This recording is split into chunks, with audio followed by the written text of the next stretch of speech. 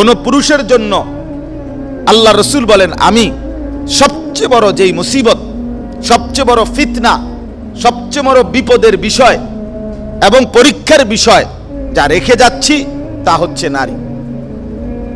নারী অর্থাৎ নারীর ফাঁদে যদি আটকায়া যায়, নারীর লোভে যদি আটকায়া যায়, অবৈধ হারাম প্রেম সম্পর্ক, পরকীয়া, স্বামী আছে অথচ অন্য পুরুষের সাথে সম্পর্ক, অথবা স্ত্রী আছে কিন্তু অন্য নারীর সাথে সম্পর্ক, এই অবৈধ পরকীয়া, অবৈধ প্রেম, বিবাহ বহির্ভূত অথবা বিবাহ পূর্ব সম্পর্ক, এই জাতীয় যা কিছু, এটাই হচ্ছে এক পুরুষের জন্য সবচেয়ে বড় মুসিবত, পরীক্ষা।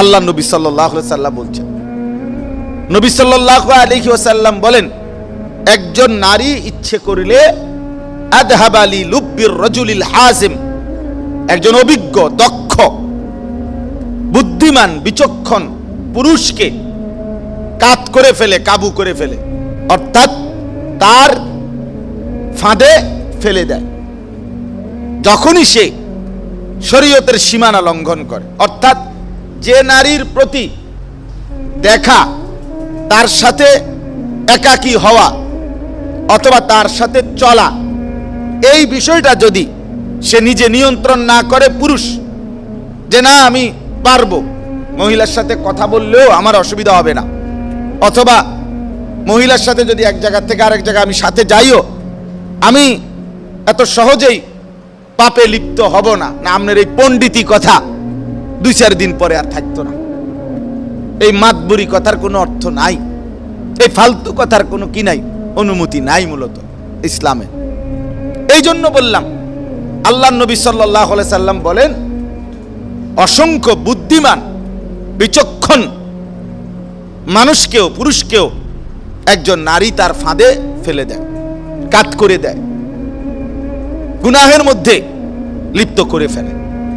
এই জন্য নারীর, পুরুষের ইসলাম যেটুকুর অনুমতি দিয়েছেন, ইসলাম একজন মানুষের যৌন চাহিদা, শাহওয়াত, লজ্জাস্থানের যেই চাহিদা, সেটা পূরণের যৌক্তিক, বাস্তবসম্মত এবং যৌক্তিক সমাধান ইসলাম পেশ করছে।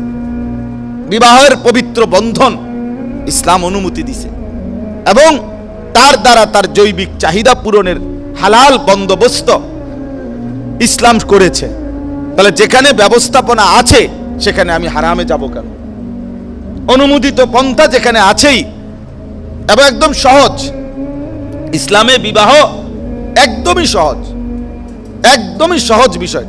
শুধুমাত্র আমাদের সমাজের কুপ্রথা, মানুষের অসভ্যতা এবং দিন বিমুখতা, এই সমাজের দিন দিন অন্যদের থেকে দেখা বিভিন্ন রসম রেওয়াজ, কুপ্রথা এটার মধ্যে ঢুকাইয়া এখন বাবা, ছেলের বাপ বিয়ের স্বপ্ন দেখে মানেই হলো ছেলে বিয়ে করাবে, মানে অনেকগুলো যৌতুকের টাকা পয়সা অথবা কিছু ফার্নিচার আসবাবপত্র পাবে, এই হিসাবে বাবার স্বপ্ন। আর মেয়ে বাপ বিয়ে দিবে, তার মানে তার পেরেশান যে এই মেয়ে বিয়ে দেওয়া মানে আমার জীবনের বড় মুসিবত, কত লাখ টাকা শেষ পর্যন্ত সোয়ে আল্লাহ কইতার। তাইলে এটাকে কঠিন বানায় ফেলছে, অর্থাৎ বিবাহটাকে কঠিন বানায় ফেলছে। আর জিনা, ব্যভিচার, অবাধ যৌনতা এটা সহজ করে দিছে, এটা সহজ করে দিছে। ছেলে মেয়ের অবাধ স্বাধীনতা, যা ইচ্ছা তাই, এটা সহজ। কিন্তু যেটা হালাল, যেটা পবিত্র, যেটা ইবাদত, সেটা কঠিন হয়ে গেছে। বিবাহ ইবাদত, বিবাহ শুধু জৈবিক চাহিদা পূরণ নয়, বিবাহ একটি ইবাদত। বিবাহ আল্লাহর হুকুম, বিবাহ রাসূলুল্লাহ সাল্লাল্লাহু আলাইহি সাল্লামের সুন্নাত। রাসূলুল্লাহ সাল্লাল্লাহু আলাইহি সাল্লাম বলেন, স্বামী স্ত্রীর মিলন সরাসরি আল্লাহর রাস্তায় সাদাকা করার সওয়াব। এক সাহাবী জিজ্ঞেস করছে, ইয়া রাসূলুল্লাহ, একজন পুরুষ তার জৈবিক চাহিদা পূরণ করবে, এত সওয়াব? নবী সাল্লাল্লাহু আলাইহি সাল্লাম বলেন, এই চাহিদাটা সে যদি কোনো ভিন নারী, যে তার জন্য অনুমতি নাই, তার সাথে পূরণ করত, তাহলে কি গুনাহ হতো? সাহাবী বললেন, অবশ্যই গুনাহ হবে। জিনা ব্যভিচার করলে গুনাহ হবে না? তো নবীজি বললেন, যদি বিন অনুমতি নাই এমন নারীর সাথে যদি এই কাজটা করে, তাহলে যদি গুনাহ হয়, তাহলে হালাল এবং বৈধ স্ত্রীর সাথে এই মিলন হলে নেকি হবে না কেন, সওয়াব হবে না কেন? এই জন্য আল্লাহ নবী সাল্লাল্লাহু আলাইহি সাল্লামের হাদিসে, আল্লাহর কোরআনে নারী পুরুষের সম্পর্কের যেই প্রয়োজন, যেটুকু দরকার, যেভাবে দরকার, সবকিছুর বিস্তারিত বর্ণনা, অনুমতি ইসলাম দিয়ে রাখছে। কিন্তু আমাদের সমাজ বর্তমানে এই ব্যাপারে গাফলতি। ছেলে কালকে আপনার একজনকে দেখছি, ওনার বয়স হবে না হয়তো 36-37 বছর বয়স, উনি এখনো বিবাহের জন্য মেয়ে খুঁজা পায় না। কি খুঁজাটা খুঁজতে আছে উনি বলে মেয়ে খুঁজা পায় না বিয়ে করতে।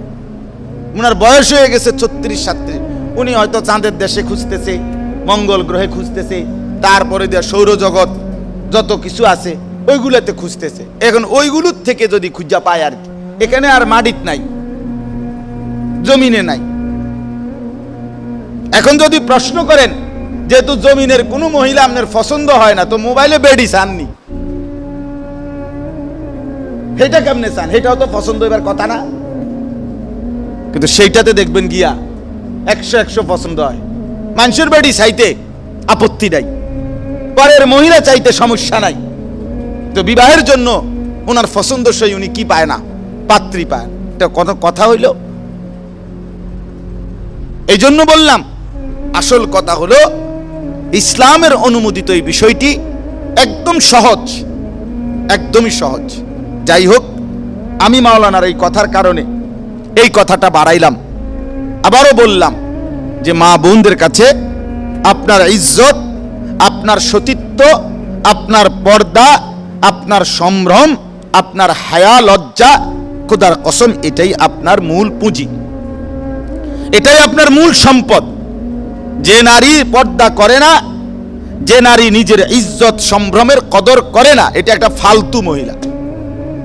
এক কথায় এটা ফালতু, এটা একটা বাজে মহিলা, ফালতু মহিলা, একদম প্লাস্টিক মহিলা, কোনো কামের না। এ শুধু সমাজ নষ্টই করে, এ শুধু হাজারো মানুষের চরিত্র, আখলাক, জিন্দেগি নষ্টই করে। এ নিজের বরবাদও করে, মানুষের বরবাদও করে। আল্লাহ তাআলা আমাদের মা বোনদেরকে মুসলিম নারী হিসাবে শতভাগ পর্দানশীল হওয়ার তৌফিক দান করে। আমি এইবারও হজ্জের সফরে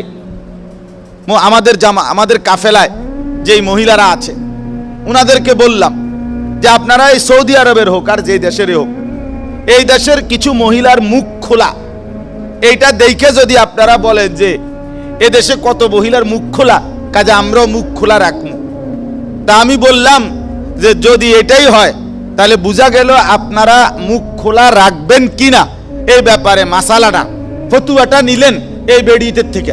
তাহলে এই মহিলাদের মোবাইল নাম্বার রাখবেন, যাতে অন্য যে কোনো বিষয়ও বাংলাদেশের থেকে মাসলা লাগলে এবডি করে জিগাইতেন পারেন।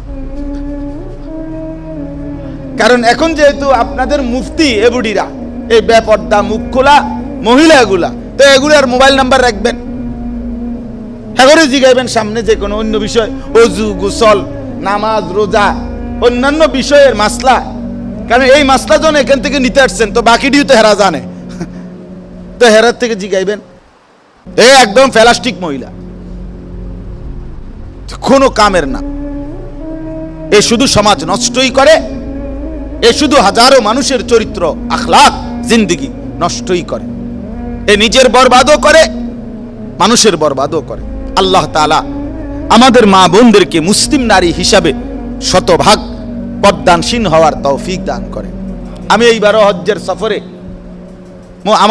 আমাদের কাফেলায় যেই মহিলারা আছে উনাদেরকে বললাম যে আপনারা এই সৌদি আরবের হোক আর যে দেশেরই হোক, এই দেশের কিছু মহিলার মুখ খোলা, এইটা দেখে যদি আপনারা বলেন যে এ দেশে কত মহিলার মুখ খোলা, কাজে আমরাও মুখ খোলা রাখবো, তা আমি বললাম যে যদি এটাই হয় তাহলে বোঝা গেল আপনারা মুখ খোলা রাখবেন কিনা এই ব্যাপারে মাসালাটা, ফতুয়াটা নিলেন এই বেডিতের থেকে। তাহলে এই মহিলাদের মোবাইল নাম্বার রাখবেন, যাতে অন্য যে কোনো বিষয়ও বাংলাদেশের থেকে মাসলা লাগলে এবুটি করে জিগাইতেন পারেন।